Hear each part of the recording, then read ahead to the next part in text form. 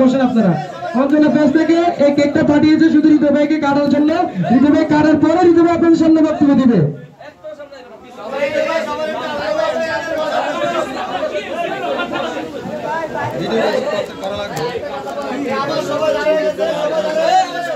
কেউ চিল্লাবেন না, কেউ চিল্লাবেন না, আমার বলে কেউ চিল্লাবেন না, সবাই হাত তালে দিবে, শুধু কোনো চিল্লা হবে না।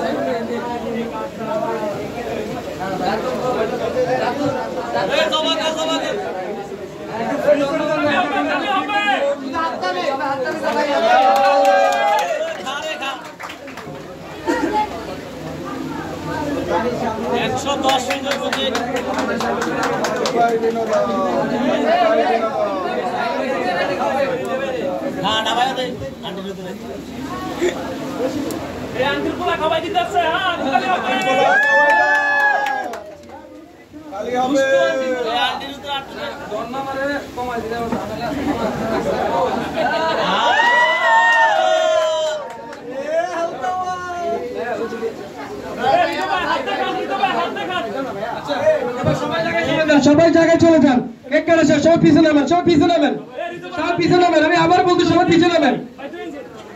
এখন আপনাদের সামনে আমাদের সেই সবার আদুষ্ট রানটির ছেলে, সবাই তো শুনেন, যখন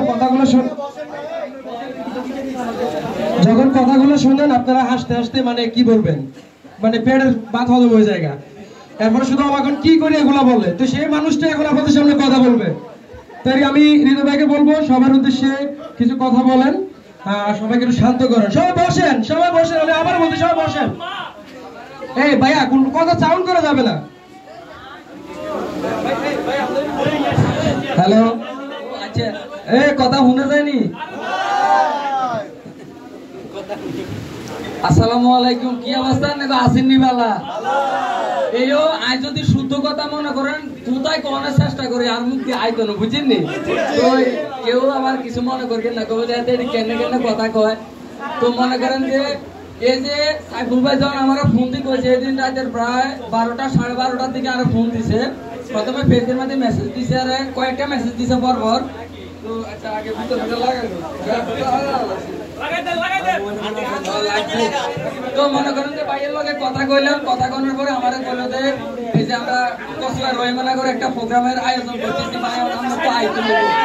তো মনে করেন মানা করতাম হারি না, বুঝছেন? ভালোবাসার একটা টান আছে না। তো ভাইয়ের লগে যোগাযোগ করি যে আজ এত সুন্দর একটা অনুষ্ঠানের আয়োজন করছে, অনেক কষ্ট করছে ভাই, বিশ্বাস করছেন না? এই লোকটা যে সময় করতেছি এই সময় আর কর্মের দিকে চাইতাম, শুধু মোবাইল দেওয়া যায়। তো যাই হোক ভাই, আসলে এত পরিমাণ ভালো লাগতে আছে যে করে কই বুঝাইতে পারতেন না যে রহিমানা যে এত ভালোবাসার মানুষ আছে, মানে আমি করে কেন বুঝাইতাম যদি হাইতাম কই যেটা খালি আমি করে দিলাম যে ভালোবাসা এর মেরুম করে। তো যাই হোক, হ্যাঁ মানে আর না গুড়া কিনবির মতো না আছে।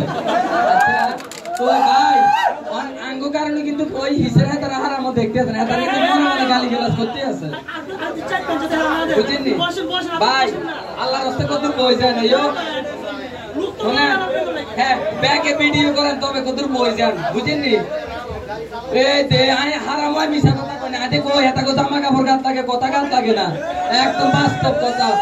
হ্যাঁ এই আমনে করে বুঝাতে বুঝাতে কথা হ্যাস লাগি যায়, আরে হ্যাস লাগি যায়। আল্লাহ দোয়া কত বইয়ান খুঁড়া খাটারে উড়ে যান, সমস্যা না, আগে কত বইয়ান, ওই হিজরা তারা দেয় না। তো যাই হোক ভাই, মনে করেন এই জায়গার মধ্যে যারা আইছেন, এই যে কষ্ট করে গরমের মধ্যে কষ্ট পাইতেন আছেন, আপনারাও মনে করেন যে মোটামুটি সবাই এই যে কন্টেন্ট ক্রিয়েটর শুরু করছেন কিংবা করতে আছেন, কেউ আগের কেউ পরের, এরকমই তো সবাই নাকি?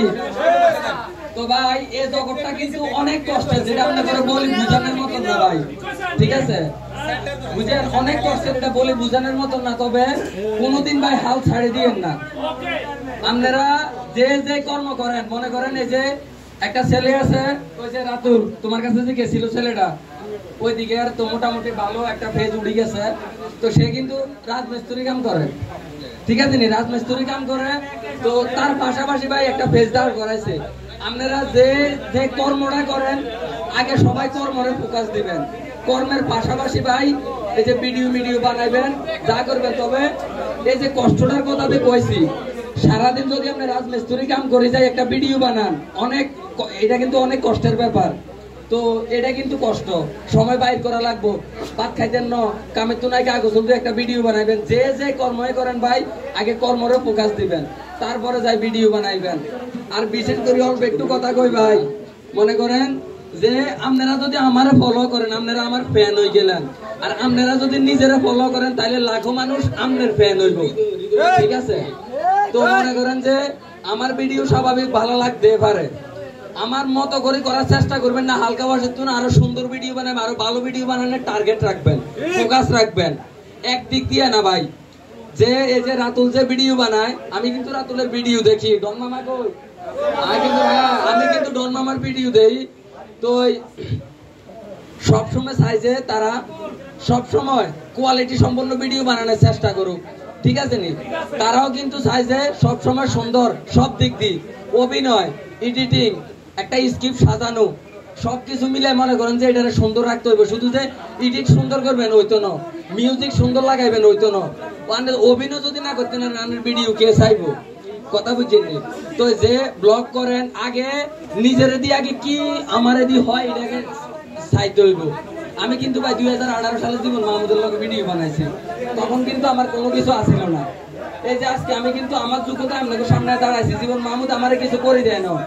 তো মনে করেন যে আমরা এমন একটা দেশের মধ্যে আছি, এমন একটা ইয়ের মধ্যে আছি যে জন্মদাতা বাপেও ছেলেরে কিছু করে দিব না, নিজেরটা নিজেরই করা লাগবে। তো সর্বপ্রথম টার্গেট রাখবেন যে আমার এদিকে কি হয়, ফানি ভিডিও, ব্লগ ভিডিও, শিক্ষণীয় ভিডিও, ইমোশনাল ভিডিও। আগে শুধু চাইবেন যে আমার কোনটা বেস্ট হয়, ভিডিও কোনটা বেস্ট হয়, সবগুলা কিন্তু ভিডিও। ব্লগ করলে